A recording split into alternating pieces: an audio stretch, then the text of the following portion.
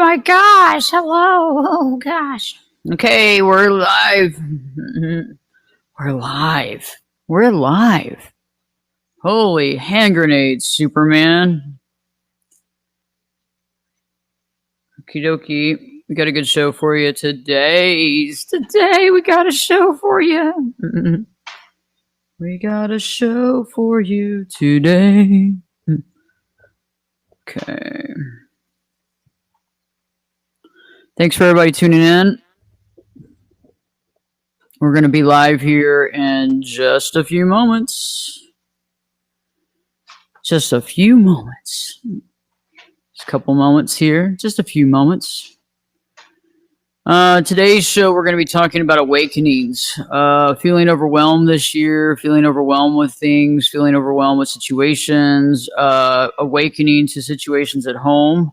Some of you are awakening to the reality of home life that you've been, sacking under the rug for a while. Some of you are, being aware of things that you don't like in your life. You're being aware of things that you want to be in your life. You're being aware of all kinds of different things. And so right now we're going to be talking about that awareness today. We're going to be talking about coming to acceptance and understanding and not putting it under the rug and actually doing something about it, because it's easy to just keep pushing it off. And it's also challenging to have communication when we haven't had communication for a very long time. Later on in the hour, Dan Nelson will join us. Dan is our resident historian, and it's fun because he gives his historical perspective, which is neat because a lot of us are going through unprecedented times and we feel like it could never have been so bad before. I'm sure it was a lot worse back in the day, but we will talk about that today as well. So Dan will be joining us here later on in the hour. We will be going live here. 30 seconds, Seth. Awesome, sweetheart. Thank you.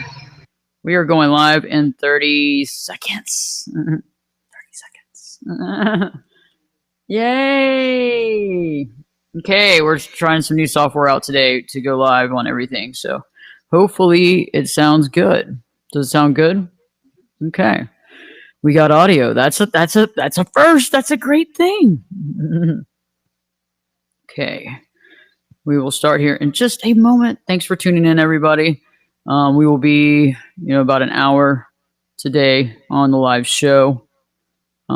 If you're locally, you're at KBDT. If you're not locally, USA Radio Networks around the country. We are all striving to live our true life, and part of living our true life is learning about our past. Passing knowledge and family history down to the next generations help those generations to learn where they came from, who they're related to, and to learn about the accomplishments of their ancestors.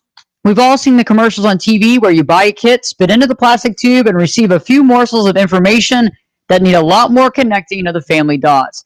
Instead, how about hiring a true professional to help you find out your true, full family history?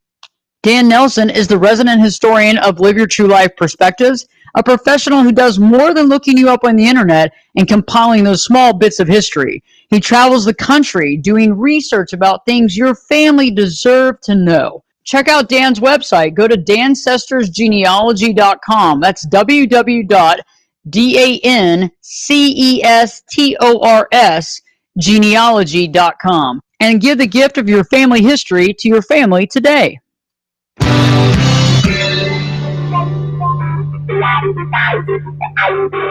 You're in a good place now. You are listening to Perspectives with Ashley Berges.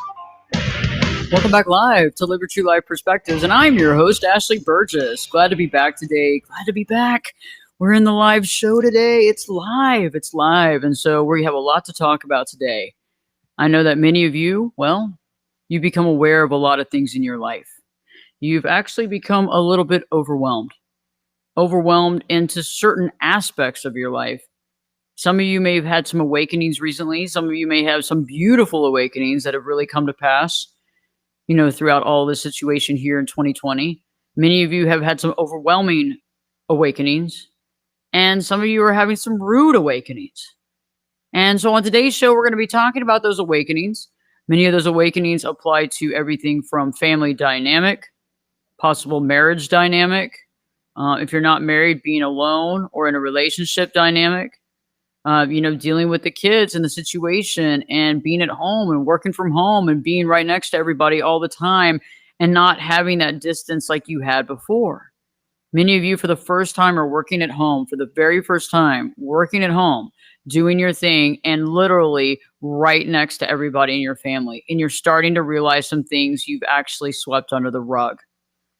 Many of us are actually dealing with our feelings for the first time, but not knowing how to really deal with them, because a lot of these feelings we've pushed off because of work responsibilities, being unable to be there, constantly working, all those responsibilities that get in the way. Many of us are also becoming aware of maybe some self medicating issues and some of the things that we've done that's just been, well, on autopilot. And right now, it's the time to begin to, well, unpack some of these things and deal with it. There's no judgment here on this show ever. Everybody's going through it. It's one of the funniest things in life is that I don't know if you've ever lived in a building before, a large building, where there's a management team and all that kind of stuff. And when you live in a building, what happens when something breaks in a building, like in your own unit? They usually tell you that this has never, ever happened in the history of the building. And they make you feel very well isolated. Like you must have done something wrong. There's no way this could have broken because nobody ever has ever had a broken thing like this. This must be your problem. There's something wrong with you. Well, it's very similar, the building situation, to our life, right? Our life is like, we feel like we're the only ones. We're on our own. We're on this island. Like, it's like this stuff is only happening to us and nobody else is dealing with the pain that I'm dealing with. I mean, nobody else is dealing with it.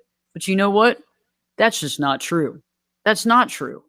Most of us are dealing with the same things to some degree, dealing with our whole life, whether it's about the kid issues, the marriage issues, whatever it is, you're dealing with it. And you know how many other people are dealing with it? Probably more people than you would ever dream. So let's stop feeling isolated. Let's start actually realizing that we aren't isolated. We're actually going through a lot of the same stuff. And a lot of the people we know are going to the same stuff. And sometimes it's not easy to talk to you. And sometimes we don't want to air out the laundry because it's just not appropriate. Sometimes we're fearful on the judgment calls or how somebody's going to hear us. And some of us have been surrounded by judgmental people for most of our lives. And you know what happens then? You don't trust anybody. But on this show, you can listen, you can connect. And if you want to connect with me on another level to work with me as your coach, you can also go to ashleyburgess.com. You can click on that contact page and send me a message ASAP, and I will respond ASAP. So, let's talk about this. I don't know if many of you have tuned into my YouTube channel lately, but on YouTube, I've been doing a lot of deep conversations on YouTube, some videos about marriage, about dealing with the roommate situation, which has become a big deal. And I think it's something that we've been dealing with in society forever. I think that some of us have constantly been dealing with this. I don't think this is a new thing. I think this is something that people dealt with probably even back in the 1800s. I mean, this is something that's real, but nobody wants to talk about it because it's like, how do we find a solution for this? Some of us are at that point where, the kids are growing up. The kids are out of the house. What do we do now? There was all this time where we were spending with the kids, taking them to practice, athletic practice, from doing all kinds of different things, baseball, basketball, track, whatever it was, you were taking them to it, guitar lessons, whatever it was. And that was a constant thing on a daily basis. And now that's over with. They're in college, they're doing their thing, or they're at home and they can't do any of this stuff because the schools aren't open and so they can't go. And so you're there 24 hours a day, 7 days a week when you normally would be busy. I feel that many of us have been living this busy life. And I don't want to say responsibilities because yes, we do have responsibilities, but I think that a lot of us are just busy. And we're busy because we want to stay busy in the fear of not being busy. What happens when we stop being busy?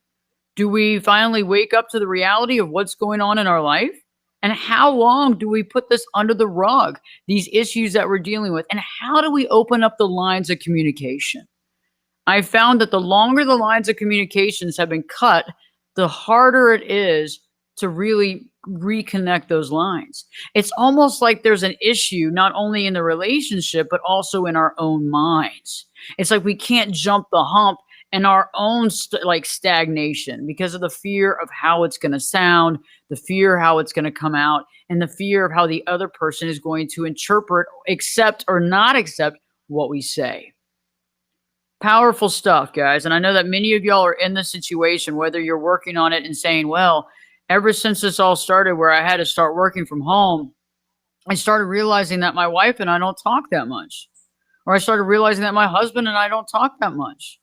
Started realizing that my girlfriend, my boyfriend, we don't talk that much. You start realizing that a lot of times too, we get into these cycle patterns, right? Where, you're home, you get done working, like you would usually come home late from work, you would get there, you would have a drink, you would put some TV on, whatever, and you're doing that right now. You might be doing it earlier than normal. It might not be 7 o'clock or 8 o'clock. It might be 4:55, 5:01 in the PM. And you're realizing you're like, golly, and you got this whole setup. You go home, you get into your own little thing, you got your TV on, and you realize that you haven't even been communicating at all. And when you do communicate, it's all surface. Oh, how was your day? Oh, how was your meeting? Oh, how are you feeling? But it's not any depth. Like the deep conversations that you had back in the beginning of the relationship, well, where did those go? Did those go to die? Or are they going to come back at some time? I know that many of you are saying, well, I mean, as far as romance or being connected or having some intimacy, that's really gone out the window too. And I don't even know how to get that back. I mean, how do you bring it up without upsetting somebody? Or how do you bring it up? And then how do you bring it up because you know that you got some hangups too? Takes two to tango. And then some of you just started getting quiet because things weren't happening at home. And you're like, well, I won't bring it up because it'll get better. I know that many people have been dealing with the fact that their spouse or significant other has gone through some changes, maybe some physical changes, maybe some health changes, maybe some weight changes, various different issues that are going on in life. Also losses of jobs. That's a big thing. I mean, we identify ourselves a lot of times with the job that we have and the title we have and the money that we provide. All these things directly impact. I know that some of you are realizing that, well, now you're sleeping in another room. You're sleeping in another room in the house. There's a lot of things that really haven't been discussed. The kids might be leaving the nest. They might have just left the nest. They might have been gone for several years. And it's starting to be really, really apparent. I know that some of you too, on the other hand, are dealing with the single life, either divorced or single, and saying, God, what's going to happen now? I'm lonely. I'm intensely lonely. And COVID has made it very aware and very prevalent that I am alone. How do I overcome this? How do I work on that? And I've realized that many people in this situation, well, you've gone back to past toxic relationships that didn't work in the first place. Some of you are putting yourself down constantly. Maybe you're on dating apps hoping to meet someone. And that's interesting too, because some people want to meet and some people don't with this whole situation. But all in all, it's like, gosh, it's like we haven't really gone within to figure out who we are, what we stand for, and what we want in our life. And I know that some of you are saying, well, I'm starting to realize there are things that I swept under the rug. I'm starting to realize that I didn't focus on certain things and I haven't spoken up about things in a long time. But how do I do it? And you don't want to be like, a million miles an hour, total diarrhea of the mouth. You want to be able to be composed. And so you're going to have to keep it together somehow. You can't change everything in a day. Okay. We can't turn the full ship around in 1 day or 2 days or 3 days or even a month. We have to begin to analyze how we turn the ship around. How do we connect? How do we reconnect? How do we end up opening the lines of communication so that we can freely talk? And the reason why I'm bringing this subject up today is that, when we don't open the lines of communication and we don't try, we lose. We lose out. Even if the relationship is not going to be able to be changed, if we don't try it, we will never know.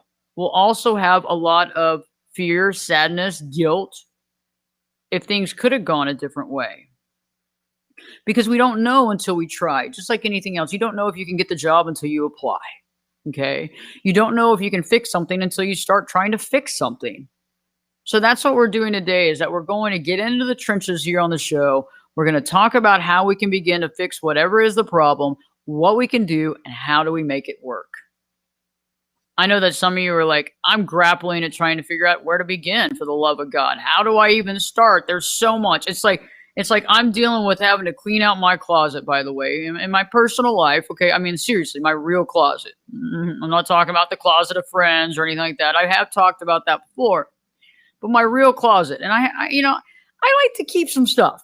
Okay. And so I'm having to go through that, but it's an overwhelming task. There's so much I got to do, and I don't even know where to begin. And I think that you're probably in the same boat when it comes to the family dynamic. There's so much water under the bridge. There's so many things that have been left unsaid. Maybe there's some anger and resentment somewhere. Where do I begin in the communication to just start? Okay. And I know that that's probably the toughest point right now is where do you start at? Okay. So where do you start at? Well, I mean, my analysis for this, where do we start at? What's the most pressing? What's the most pressing thing in your life right now that you want to change, that you got to get down to the bottom of, that you really need some answers, that it's really important to you, that it's something you're going to bed thinking about and it's something you're waking up in the morning thinking about? What is that thing? Okay. What is it? Get it in your head. Think about it. What is that? Okay. I don't want you to be stressed out thinking about it, but I want you to think about it. What is that in my own mind that I need to deal with? Okay. What is that? So now we think about it. We go, okay, so let's just say it's the fact that you feel like you're not having communication with your significant other. Let's say that. Not being able to communicate with your significant other. Okay. So how do we open up that line of communication? How do we start without placing blame, without pushing back, without having anger or resentment? How do we begin? Okay, that's a good question. So that's what we're going to talk about when I return back, because what we want to do is we want to set the scene where we begin to open up the line of communication where the other person doesn't feel like we're attacking them. Okay, so when somebody feels like they're being attacked, what do? They clamp up, they get quiet, they get angry, they get defeated, they avoid, right? Or they might get really, reactionary or kind of mean, right? Or they give us the silent treatment, whatever they're using to basically safeguard themselves. And when they're in safeguard defense mode, that ain't helping anybody. Okay, so we're just going to be pushing farther and farther away when we're in defense mode. So when I return, I'm going to be talking about how do we literally communicate without having to deal with the defensive side of your spouse. Because once we get to that defensive side and you've been there and you've seen it before, nothing's working, okay? So let's figure that out. When I return, I'll be talking more about that, more of how to deal with these awakenings. Later on in the hour, Dan Nelson will be live as well. And so live your true life perspective with me, your host, Ashley Berges. You know what? I'll be back this time with 2 shades.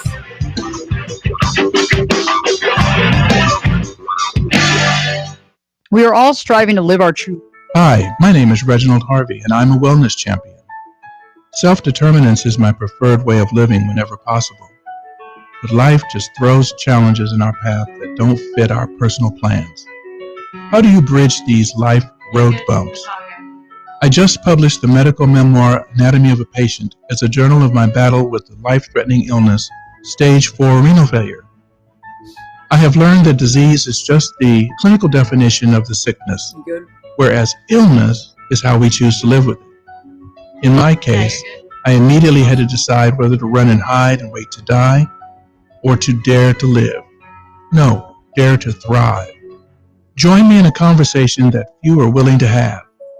You can hear me on Live Your True Life Perspectives with Ashley Berges. For more information, go to reggieharvey.net. That's REGGIE Harvey.net. Money! Money! Money! Money. You gotta have it. When you need it, what do? If you don't have a rich uncle, call Lending Tree. With us, hundreds of banks compete for your business, so you'll get loans with competitive interest rates, and in some cases, with no closing costs. So here's the deal. If you need money, call us. Do you want to refinance your current loan? Are you 62 or older and interested in a reverse mortgage? Then call Lending Tree now. 800-634-1315. 800-634-1315. We've closed over $250 billion in loans. We know what we're doing and can help you. Call right now for a free quote. 800-634-1315. 800-634-1315. 800-634-1315. That's 800-634-1315. NMLS number 1136. We are all striving to live our true life, and part of living our true life is learning about our past. Passing knowledge and family history down to the next generations help those generations to learn where they came from, who they're related to, and to learn about the accomplishments of their ancestors. We've all seen the commercials on TV where you buy a kit, spit into the plastic tube, and receive a few morsels of information that need a lot more connecting of the family dots. Instead, how about hiring a true professional to help you find out your true full family history? Dan Nelson is the resident historian of Live Your True Life Perspectives, a professional who does more than looking you up on the internet and compiling those small bits of history. He travels the country doing research about things your family deserve to know. Check out Dan's website. Go to dancestorsgenealogy.com. That's www.dancestors genealogy.com, and give the gift of your family history to your family today.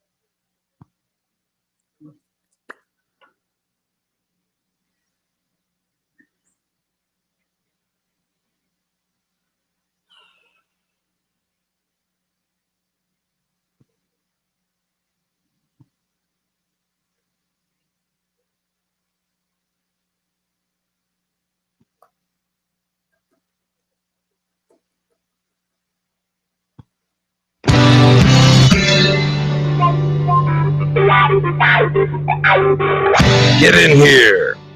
You're listening to Perspectives with Ashley Berges.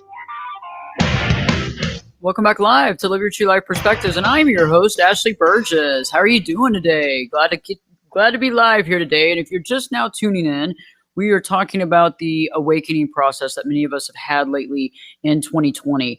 Many of us are now working from home. We're starting to realize situations in our marriage. We're starting to realize situations in our life. There's a lot of things that are happening. And right before the break, I was talking about, a lot of us are dealing with not being able to communicate with who we call our spouse. Okay.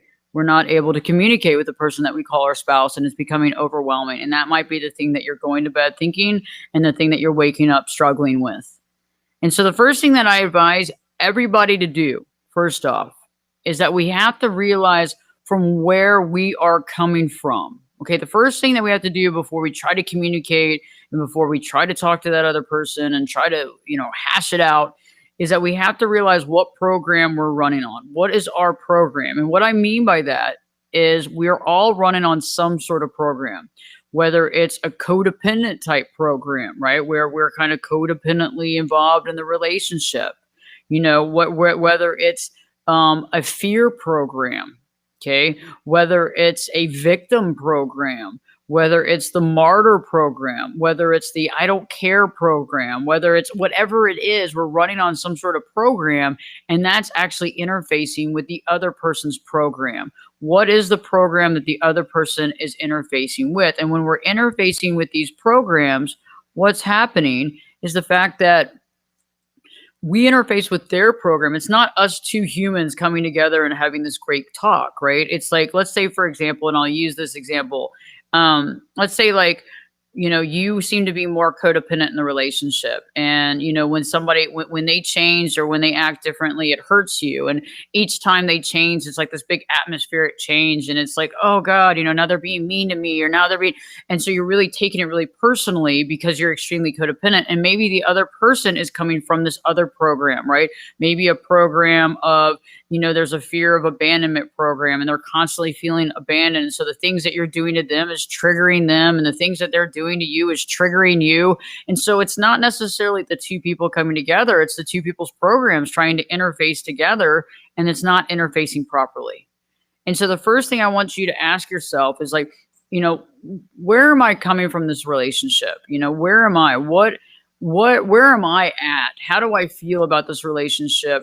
Am I really on edge when it comes to my partner, or do I feel like more standoffish? Do I feel like I don't even know where to begin, or do I feel like I gotta solve this now? I gotta figure this now. And so really being able to analyze, where are your emotions, where are your feelings, and where are your thoughts before we go into beginning the communication, because we have to start the communication somehow. And let me really give a big caveat to this.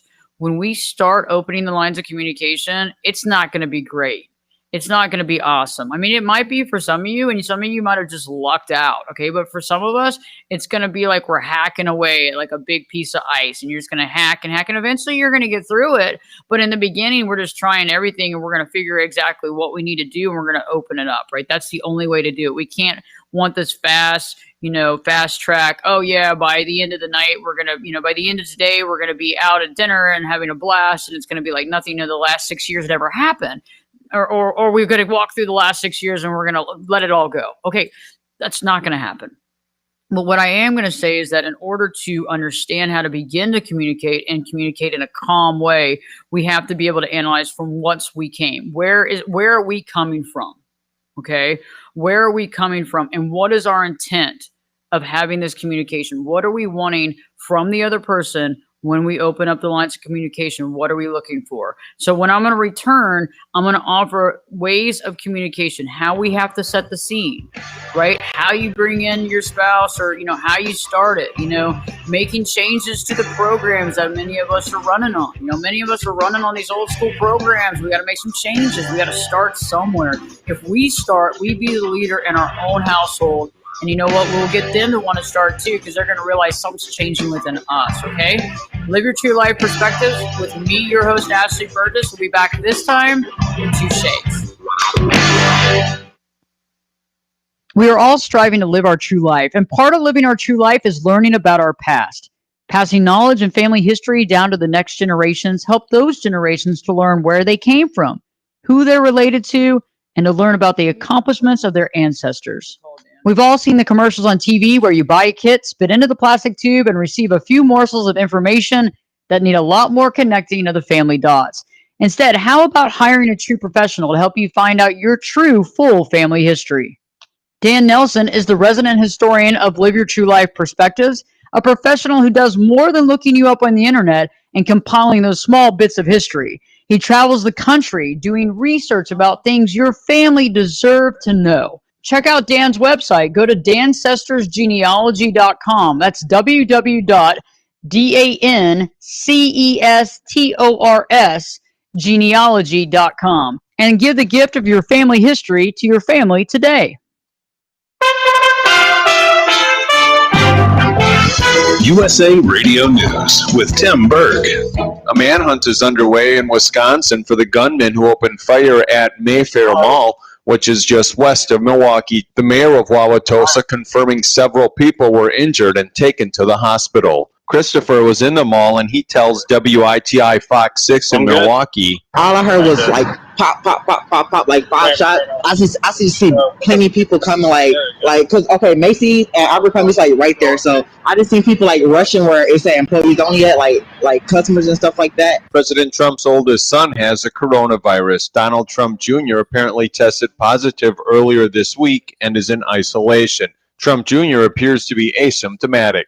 The president's youngest son was also diagnosed with coronavirus last month. More news online at usaradio.com. This is USA Radio News.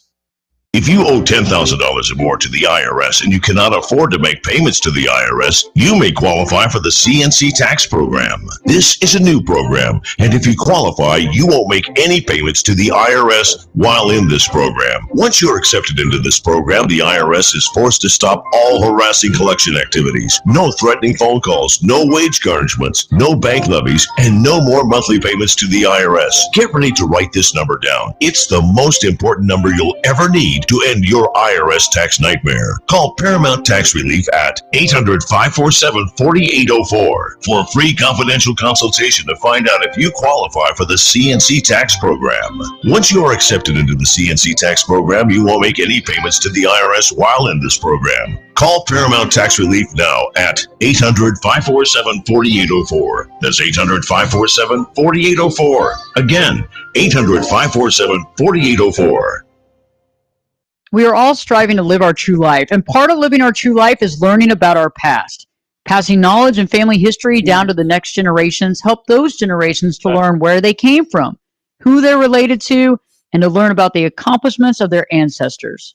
We've all seen the commercials on TV where you buy a kit, spit into the plastic tube, and receive a few morsels of information that need a lot more connecting of the family dots.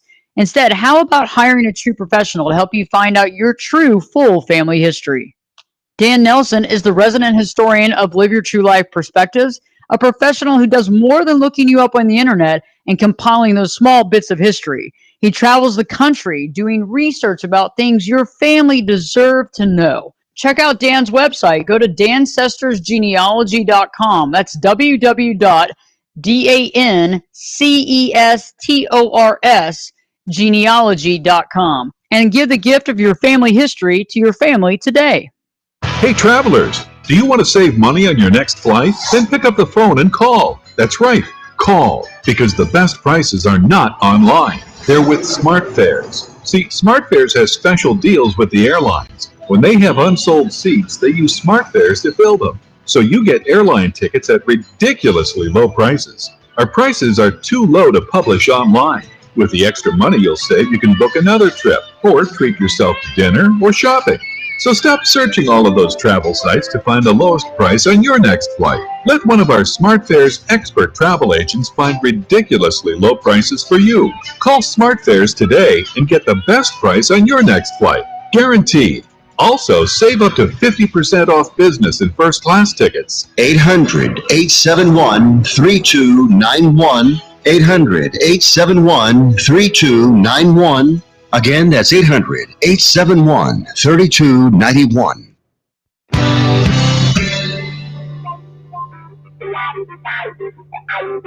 Turn it up and jump in the deep end on Perspectives. Now, here's Ashley. Welcome back live to Live Your True Life Perspectives, and I'm your host, Ashley Berges. Glad to be back here live today, and today we're talking about the awakenings that many of us are having right now with this year. Many of us are dealing with communication issues, and we're realizing that we really haven't communicated with our spouse for a very long time. Some of us are wondering, how do we open up that line of communication? And right before the break, I was talking about, first off, we have to understand our programs. Where are our programs? What programs are we running on? And once we begin to open up the line of communication with our spouse, with our girlfriend, with our boyfriend, with our significant other, we have to accept the fact that one, not everything's going to get solved in a day. It's just not going to happen. We also have to be able to remain calm. Okay. And I think one of the things that gets to many of us is that we have to be aware of us trying to prove our value to someone else. I think that many of us fall short. We go down this rabbit hole because we're actually feeling as though we have to prove our value to them, when in reality, I think we have to begin to figure out our value in ourselves. And so I want us to take that off the table. So that's something that we really want to work on independently, right? Because there's things that we have to work on independently. When I talk to, folks, I say, hey, we can work together, but both of you have programs too that we have to overcome and figure out where they began. Where did that come from? Where did that fear of being honest come from? Where did that fear of exposing one's real feelings come from? We have to get into that, because if we're safeguarding and we're holding back from all these things all the time, our spouse is going to feel like we're holding back from them, and it's going to be obvious, and they're going to think that it's actually a personal thing instead of something that you've been dealing with for a lifetime. And some of these aha moments we have to just have, because otherwise, if we don't have these aha moments eventually and expose ourselves in a safe way, in an appropriate, vulnerable way, we will have regret later on down the road. Because, if we don't say how we feel at some point and we never bring it up, and we don't say it and reveal it, we will always wonder what would have happened if we would have just been vulnerable enough to speak our truth. I think that many of us create these walls around people, especially when you've been married for a long period of time. It's harder to communicate. And I think there's a level of respect And I think that sometimes that level of respect and admiration gets in the way of just being able to communicate. I mean, some of you are able to tell your friends absolute everything, but when you go home to your spouse, you can't. You know, why is that? Was it always like that, or has it changed over time? Now, if it's always been like that, where are we missing the boat at? Where is the disconnect? It's probably not just all you, it's also probably in the way that you feel from your spouse and how they're responding to you. So when we begin to open up the lines of communication, I want us to start being calm. I want us to start it with a calm sense of calm, just being calm. And that means that, we have to get some stress out. So, probably before beginning these conversations, you probably need to go get some exercise and really just get calm, because it's not all going to be solved overnight. We have to realize that there might not be a solution this particular day. And we have to set the scene by stopping these programs. So a lot of times we're running on these mental, emotional, spiritual type or non-spiritual type programs, non-spiritual or not. There's something affecting us from being able to connect with that. But also many of us are running on programs where we do the same thing every day. So, if we're turning on the TV and going into another room and making a drink, we probably need to slow that down. We probably need to stop doing that if we want to try to open up the lines of communication, because that's been the coping mechanism not to communicate. That's been the anti-communication coping mechanism, because you feel as though what you're going to say is going to fall on deaf ears. So what do? You isolate, you go in the other room, you have a drink, you turn on a TV so you don't have to communicate. And so these are some of the things that we're going to have to let go of. And it's going to feel very weird, feel like fish out of water, because we're going to be doing things that we haven't done in a long time. Okay, and this is just the beginning. If you can begin to do this, you can change anything. But it's got to start this way. You can't move mountains in one day. I've worked with folks where they say, well, I'm trying to do everything. I go, hold up. You've been married for 25, 30 years. We can't do everything right now. We've got to slowly integrate and start opening up the lines of communication so the other person feels calm and able to receive what you have to say. Another thing, too, is that I don't want you to run the conversation. You don't have to hold court. It needs to be mutual. And if the other person's not talking, okay. Maybe it's, you try it another day. But one of the things is that we want to make sure that we don't tell the other person that they're our problem. Okay. Because it does take two to tango. There really is nobody in our way in life except for ourselves. I did a interesting blog and a video on a recent song that I like from Calvin Harris, where it's like, in my way. And it's about this person that's supposedly in his way, but this person is actually, is actually a digitally created person. So there really is nobody in his way. It's all an illusion. And so most of all of our communication issues are based on our inability to communicate, or our inability to see our value to communicate. And it's interesting how our spouse or significant other can mirror our insecurities or mirror our issues in a totally opposite way. And let me give that example real quick. So let's say that both of you have issues with abandonment. The first person doesn't like to be abandoned and is very codependent in nature and smothers the other person. The other person feels smothered by them, okay? And then the other person, though, doesn't want to be abandoned either, but their kind of thought process, because of their historical record, is, well, I'm going to leave before I get abandoned. Okay, I'm going to cut off my emotional ties before I get hurt. So you have one person trying to cling and one person trying to get away. You see what I'm saying? That's where a lot of us are falling into this trap. And that trap is causing a lot of pain because the communication breakdown. The more the other person tries to get closer, the other person feels like they're being smothered. So how do you break that cycle? How do you overcome that? Well, you have to begin to understand that both of you have the same drive, but you have to understand the difference in that drive. So you have to understand how to play to that. So you can't smother. You got to be there, but you got to have a little bit of distance, and you got to play it just right. And I'm not talking about manipulation. I'm talking about if the person feels smothered, you don't want to smother them anymore. You need to play into how do they feel and try to figure out how they can feel loved and not smothered. Right now I want to talk a little bit, and we'll talk more about this at the end of the show, right after Dan's segment. But right now I want to talk about the historical perspective. We talk about perspective here on the show. That's why the name of the show is Live Your True Life Perspectives. And now Dan Nelson's going to offer his historical perspective based in the year of 1910. Dan, great to have you on the show today. Nice to be here. How are you doing? Doing good. Hopefully I'll have good quiet here where I'm at. You sound great. So you said you had some some letters and some documents from 1910 that talks about some struggles. Tell me more about that.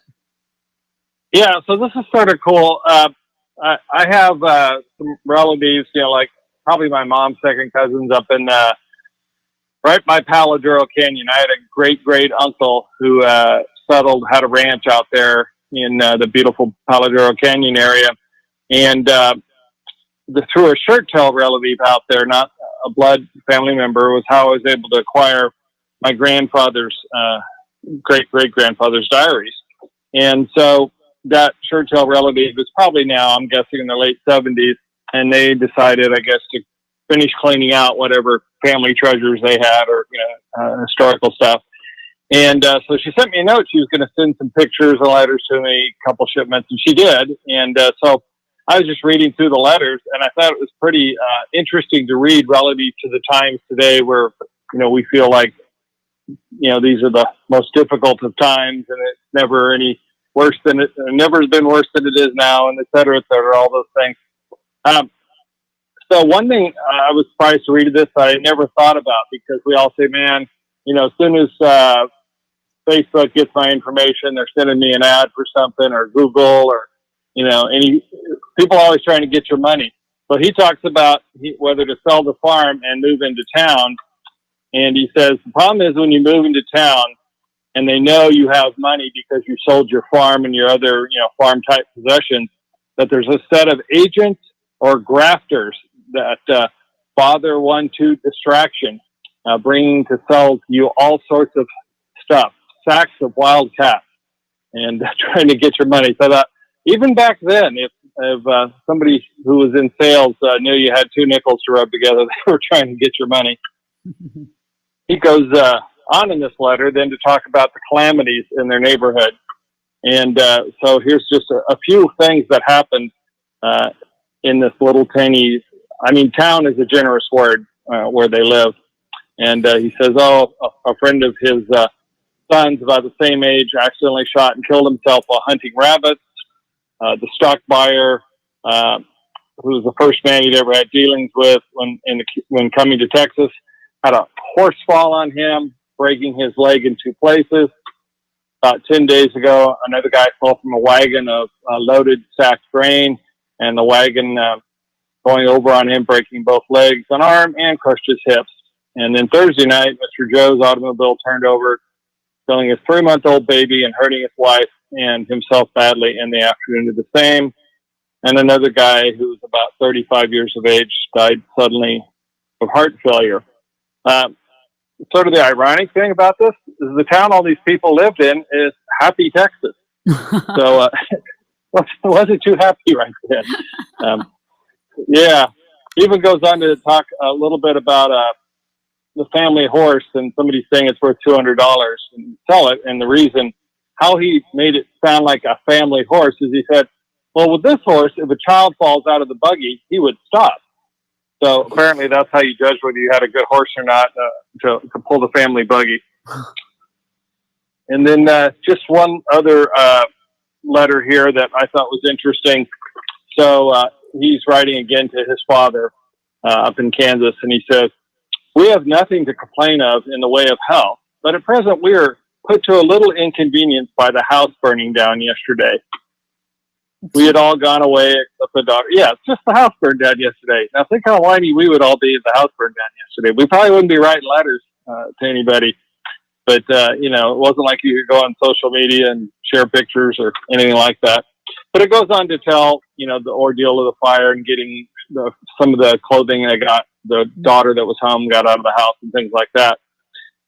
And then it talks about the fact that they're going to go into town and they have to buy clothes because all their clothes got burned up, but they had a few clothes, and it says we've got a home to stay in.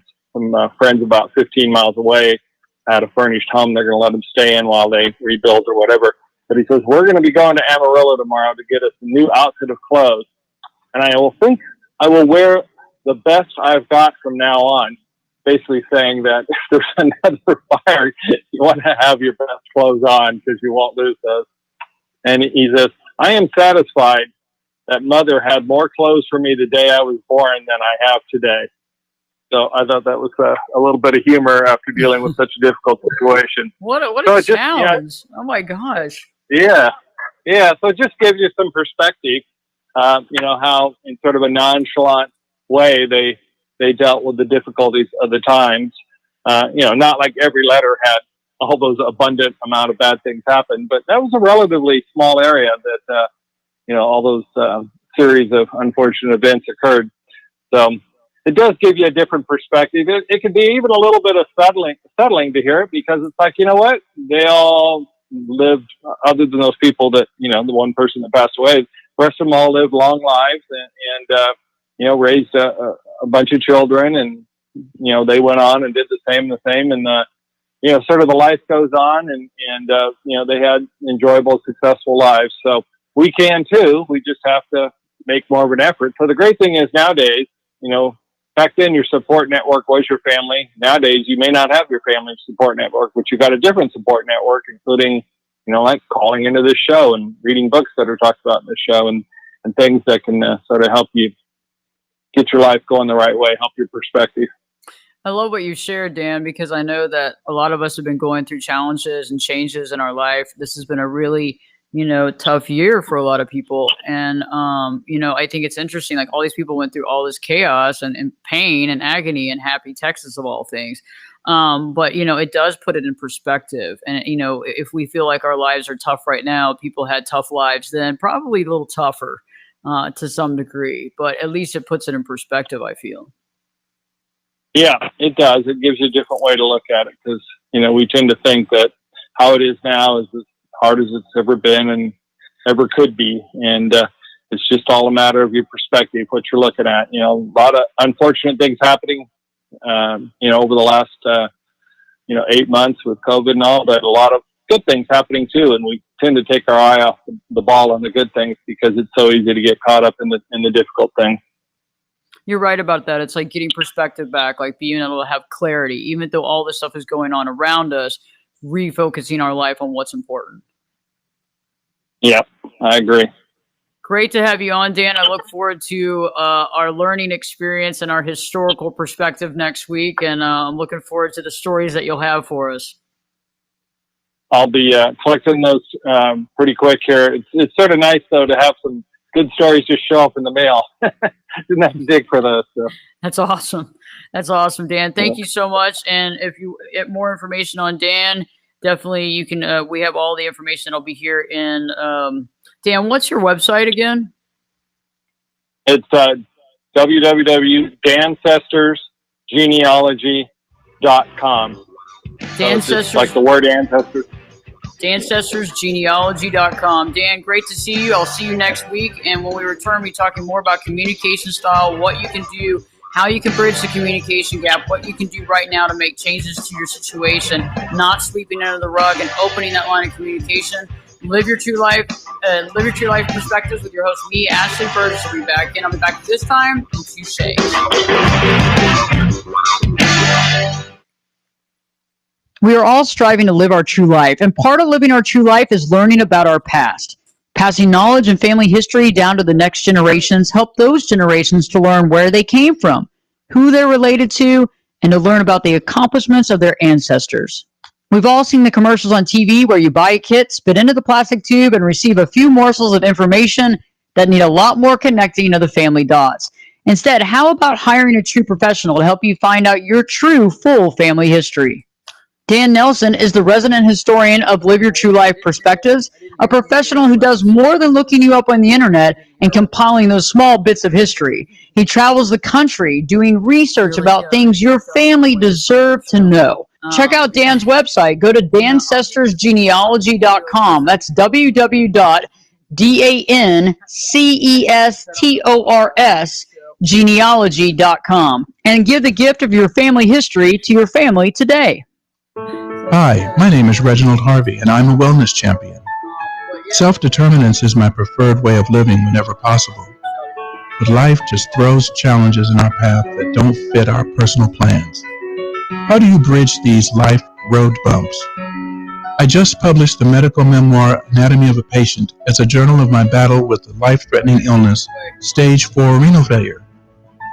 I have learned that disease is just the clinical definition of the sickness, whereas illness is how we choose to live with it. In my case, I immediately had to decide whether to run and hide and wait to die, or to dare to live. No, dare to thrive. Join me in a conversation that few are willing to have. You can hear me on Live Your True Life Perspectives with Ashley Berges. For more information, go to reggieharvey.net. That's REGGIE Harvey.net. We are all striving to live our true life, and part of living our true life is learning about our past. Passing knowledge and family history down to the next generations help those generations to learn where they came from, who they're related to, and to learn about the accomplishments of their ancestors. We've all seen the commercials on TV where you buy a kit, spit into a plastic tube, and receive a few morsels of information that need a lot more connecting of the family dots. Instead, how about hiring a true professional to help you find out your true family history? Dan Nelson is the resident historian of Live Your True Life Perspectives, a professional who does more than looking you up on the internet and compiling bits of history. He travels the country doing research around things that your family deserve to know. Take a moment now and contact Dan at 214-914-3598. That's 214-914-3598 and begin to learn your history today.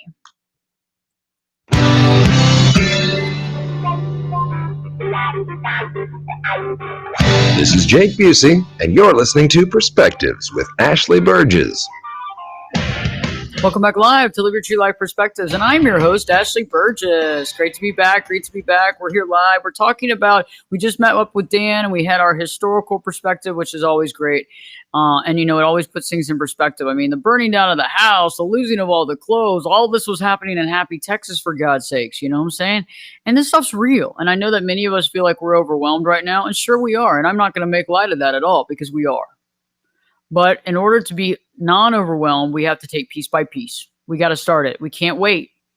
The longer we wait to take care of these things and to find solution and not to do things, the longer it becomes a bigger issue. And eventually the bigger issue becomes a bigger issue, and the bigger issue becomes almost insurmountable.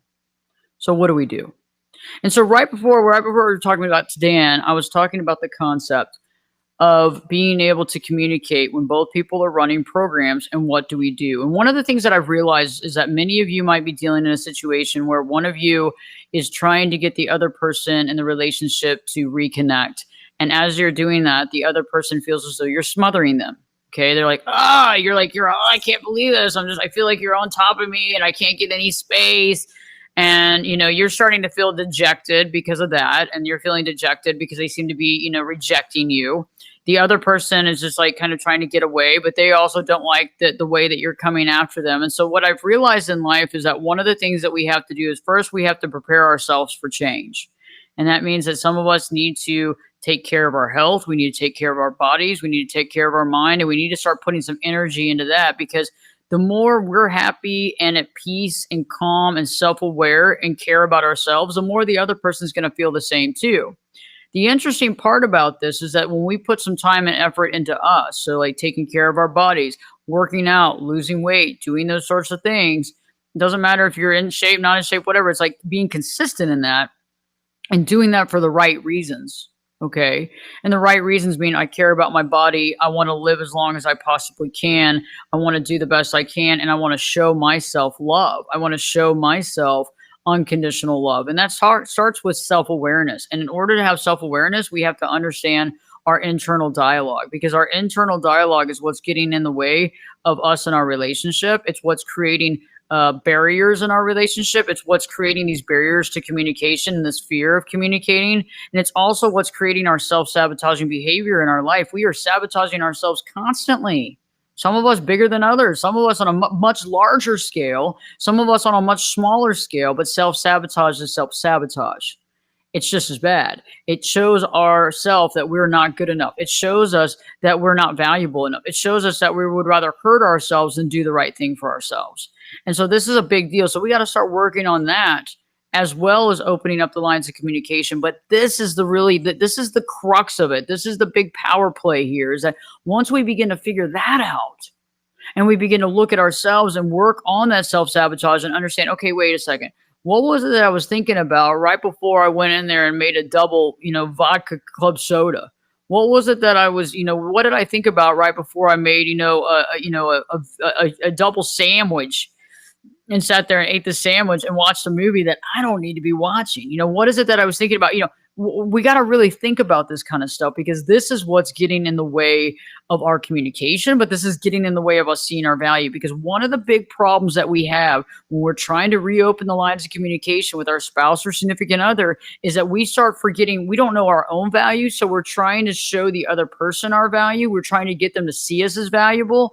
And that becomes the problematic situation, because it's not the fact that you're valuable or not valuable. You are valuable, but you have to see your value. And you have to see it clearly. And it's not a narcissistic thing. I'm not trying to get everybody to be a narcissist.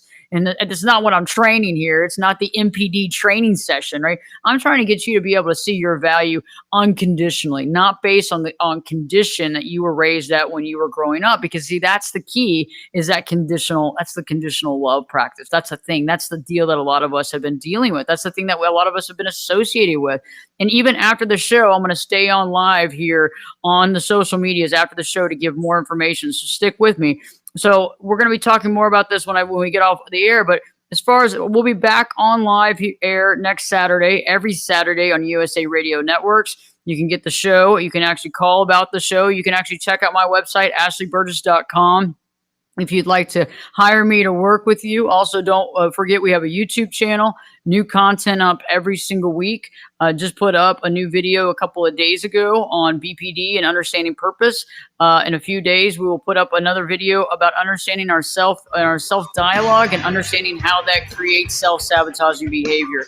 Looking forward to next week's show. We'll be talking about some great stuff that'll, illuminate the mind and open up our senses. So we have a great show for you next. Don't forget a great show with Dan today, and live your true life perspectives with me, your host, Ashley Berges. Will be back in. I'll be back this time with 3 shakes.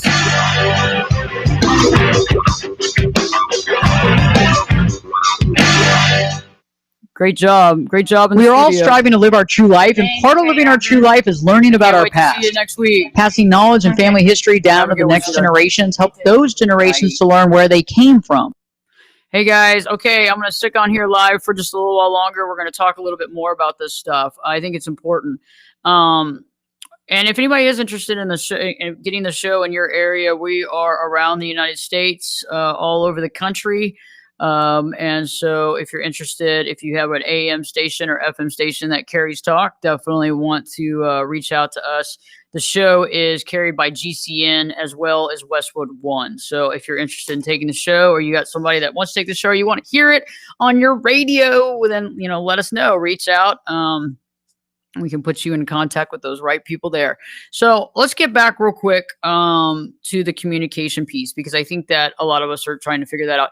What I was saying right before I was heading out of the show is that, we have to get right with ourselves. So a lot of the issues that we have with our spouse, not all of them. I mean, it takes 2 to tango, but a lot of the issues we have, quite honestly, it's because we're having some barriers to our thought process. We're having some barriers to who we are. We're trying to figure out who we are and trying to see our value. And this is very important, is that we have to begin to be self-aware to see what we're putting out there. A lot of times we're not even self-aware to understand how we are being seen, how we're being presented, how people see us, how they perceive us. How does your spouse perceive you? How do they see you? How do they feel about you? And it's being able to get inside of ourselves and understand where our thought process is coming in. Where is that internal dialogue coming from? I mean, because constantly many of us are on a negative, self-destructive inner dialogue. And so when our spouse says something to us or our significant other, we feel like they're badgering us. They're being mean. They're being rude. They're badgering. They're putting me down. And I'll give you a good example. And it's a funny example to some of us, and some of us is not. Some of this is really real, but I want to give it a non-relationship example because I want to explain something. If we have something in our head and it's something that we feel negative about ourselves, and somebody says something that makes us like connect with that and triggers that, we get angry. So let me give you an example of how this works in relationships, or in any relationship for that matter. Let's say that you're out of a job, you've been out of a job for a while, and all you can think about is, I need a job, I need a job, oh my God, I need a job. Like, I really, really need a job. And you're like thinking about it, it's constantly on your mind, you're stressed out, you value yourself based on your last job, and there you are thinking about your job, and in walks somebody that you know and says, hey, when are you going to get a job? I mean, have you looked for a job? And you're just like, I'm looking for a job. Okay, I'm doing the best I can. Okay, so that's what happens, right? Because we get angry because that's in our mind. It's not necessarily the other person seems to be an ass, but the fact is that we feel like, wow, why is this happening to me? And when we're in a relationship and we feel something negative about ourselves and our spouse says something that triggers that, it upsets us, it angers us. We feel as though they're not on our team. And there are some folks out there, I feel that a lot of times when people, there are people that are just mean. Okay, I'm just going to say that there are some mean folks out there, that are mean. And some of the stuff they say is just really mean. But usually when somebody's very mean, it's because they are very insecure. And they're very mean to themselves. They're very harsh on themselves. They're very insecure. They're mean because they're treating you kind of how they feel in general. And so sometimes when we're getting backlash from our spouse or significant other, we have to understand that we don't have to accept it. We don't have to love it. We don't have to be like, oh, I love it when you kind of treat me like crap. No, it's more like we have to say, okay, so where are they coming from? And where is this coming from? Why are they providing this type of energy to me? And eventually, sometime we have to open up the line of communication to ask that, but we can't do it in a badgering way. We can't do it in, you make me feel bad, you're ruining my life kind of way. But it's like, hey, how's it going? But, it can't be also all of a sudden that you haven't just, you can't be like all of a sudden asking all these questions when you haven't asked questions for 5 years. But it needs to be more like, how are you doing? How are you feeling? Asking those questions, because the more information you can get out of somebody about how they're doing, the more you can understand from where they're coming from. If we don't understand where someone's coming from, we don't have a lot to go on. And I know one of the biggest things that we do as humans is try to understand what everybody thinks about us. How do they feel about us? What's in their mind? What do they think about me? What are their thoughts? And we're never going to fully know that, but we're sure the hell not going to know that if we don't know how they feel about themselves. We got to get a good gauge on things. We got to understand where somebody is in their mental mindset to understand where they are, to be able to communicate to us, to be able to understand if we can even have a breakthrough with them.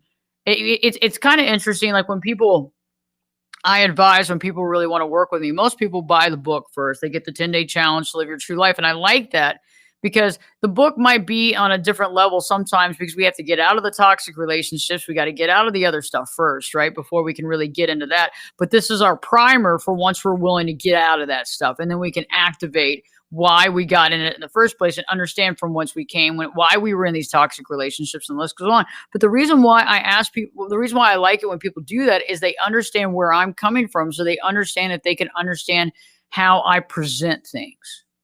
Okay. If you can read my book and understand that, you understand how I present things. I write as I talk. I write in a very communicative style. And so when you're dealing with your significant other, how do they communicate? What is their style? Okay. What are some of the issues that they've had for a long time? What are some things that are going through their head? What are some things that they've been struggling with? How do they show struggle? How do they show and demonstrate their feelings? Are they very closed off? Are they very open? Do they show love because of things that they do? Like the way that they show love, is it buying you things? Is it fixing things? Is it hugging you? What is it that they do? Okay. And how do you show love? And I know that this is weird, and this is for anybody. I mean, showing love even to a friend or a coworker, it's all about understanding how they see things and what matters to them. So if you're over there thinking that they want acts of servitude, right, and they're not into that at all, then you have probably chosen the wrong pattern, because if they're not getting those acts of servitude to see that you are like caring about them, what you're giving them is not what they want. So it's like somebody ordering some food and they get the opposite of everything they want. They ordered a sandwich, they got a pizza. They ordered an iced tea, they got a shake. It's not going to work. And so they're going to think that you're only giving them what you want to give them. They're going to start seeing you as being narcissistic because you're not caring about their feelings.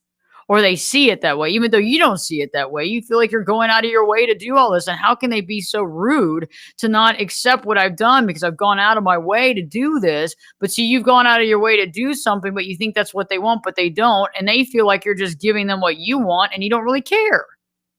And you see how this all gets mixed and muddled up? That's the issue.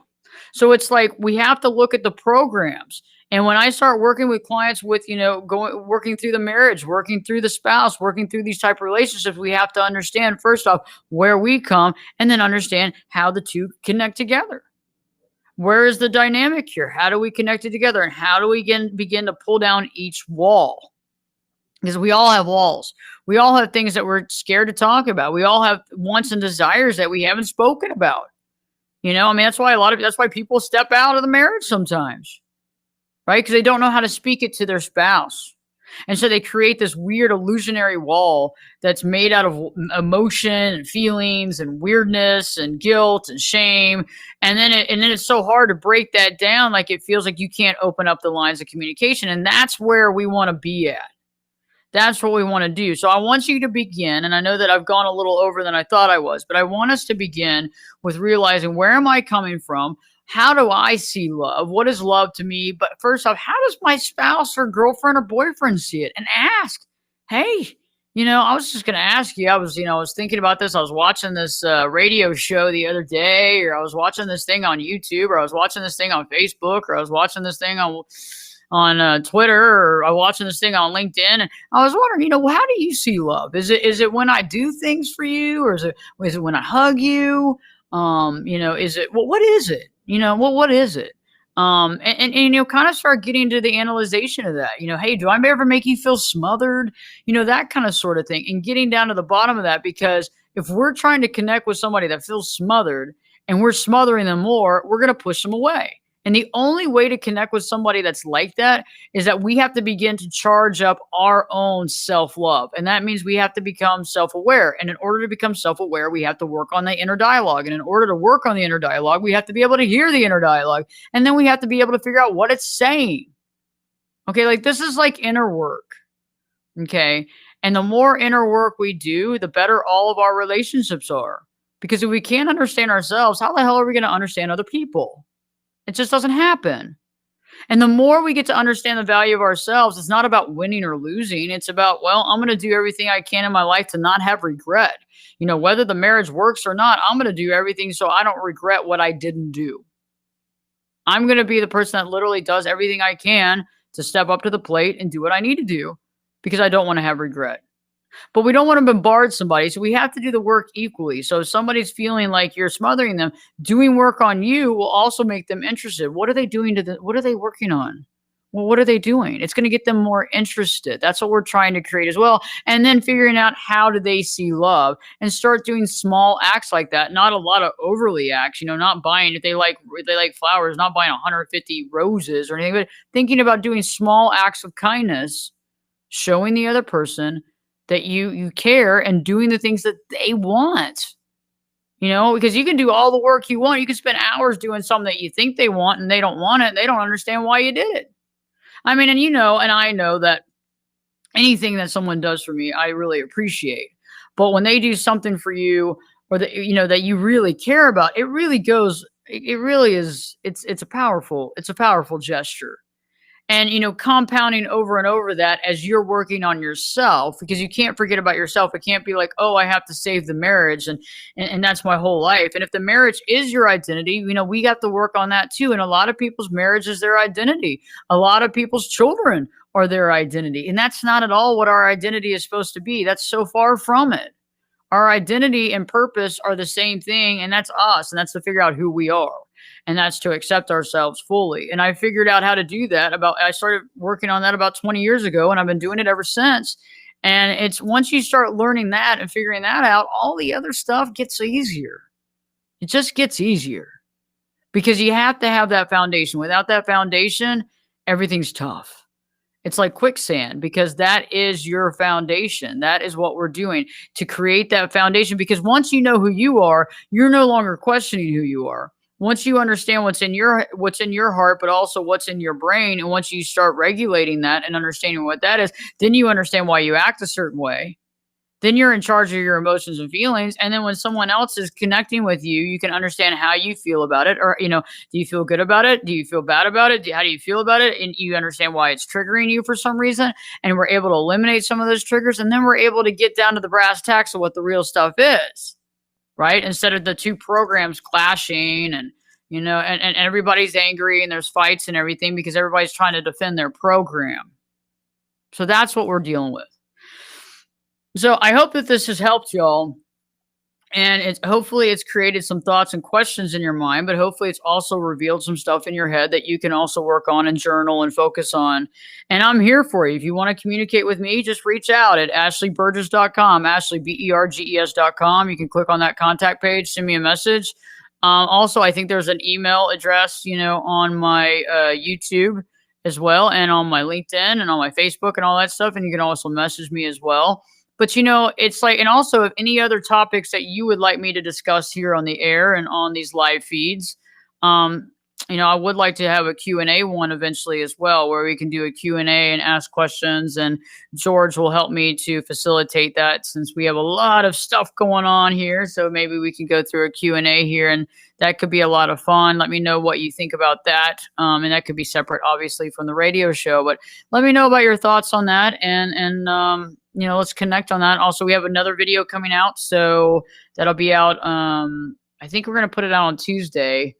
The video on the inner dialogue and being aware of self-sabotage. Yeah, being aware of self-sabotage. So there was a part 1 to that came out about a week and a half ago. Ending the toxic relationships and self-sabotage. This is the part 2 of that. Earlier, a couple of days ago, we put out BPD and purpose. Many times when we're in a relationship, that other person becomes our purpose. And if they're dealing with some issues of their own and struggling, that becomes our full purpose, where that becomes our whole vision. And we lose ourselves in that. And it gets hard because we lose our identity, and they kind of become part of our identity. And depending on how they're treating us, is kind of like our whole world. And so if they're treating us poorly, or we feel like we're being treated poorly, that's not a good thing. It's not a good life. So we got to really focus on that. So that video is kind of an awakening video for some. I've already gotten some comments back from that on some people that connected with that completely. So I really appreciate everybody that has reached out about that and said that this was what they're going through.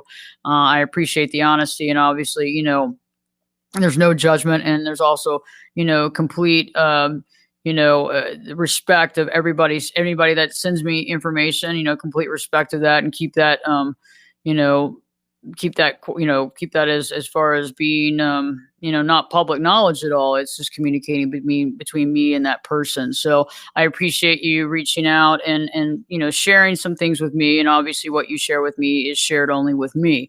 And so, let's really connect, and let me know if there's anything that you have questions on. I'm going to be doing some other videos on marriage and rekindling the marriage and reconnecting and that sort of thing. Also thinking about doing some workshops as well.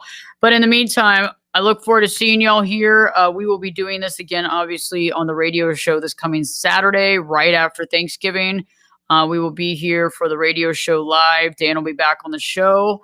And I'm just so happy that y'all tuned in. And I really appreciate y'all tuning in for as long as you have to. Thanks for tuning in for the time. And, just remember, it's about realizing our programs. It's about seeing what we're doing. It's about really recognizing the, kind of the crap that we've kind of fallen into. The stuff, some of it's great. Most of us, we were doing some great stuff, but there's those things that we just got to let go of, those things that we just got to change.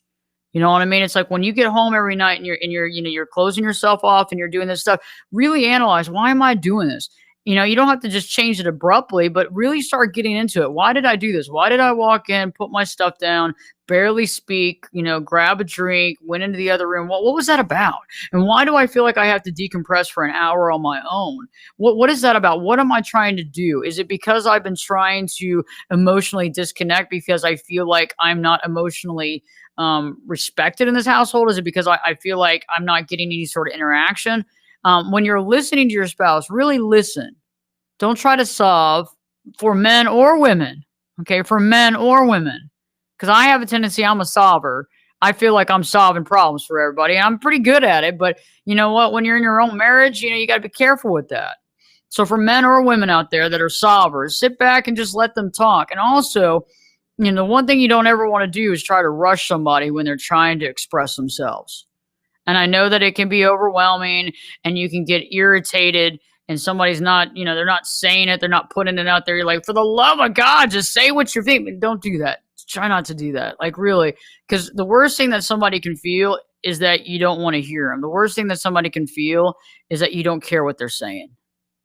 And you don't even treat a coworker like that, much well your spouse. And it's easy to fall into that trap. No judgment here, but it's easy to fall into that trap and try to get them to hurry up and rush through whatever they have to say because you don't really want to hear it or something. It's like, step back and analyze, would I say that to a coworker? Would I say that to one of my buddies that, is rambling on? Probably not. So we need to start giving our spouse, a little more, freedom to express themselves. Okay, because remember, what we do now is the things that we want to do. What we do now is what we're trying to do so we don't regret what we didn't do. We're trying to be the best we can be, being a leader. Okay, and a leader does the right things, right? Steps up to the plate, does what's right. That's what I want you to do. And even if you don't see a lot of changes in your spouse immediately, over time, they're going to realize that something's changing with you and they're going to try to figure that out and they're going to try to match that, or at least they're going to start getting interested. And that's what we want. Okay. So looking forward to seeing you next time. And I hope that you enjoyed our communication together, and let me know how you feel about it in the comment section. And also let me know about some thoughts on some subject matters or some directions on those specific subject matters of the directions you'd like me to go in, in the show, but also maybe some of the videos or in a live feed. Okay. I hope you have a wonderful day. If I don't see y'all before Thanksgiving, have a good Thanksgiving. Be safe. I look forward to it. Take care. Bye.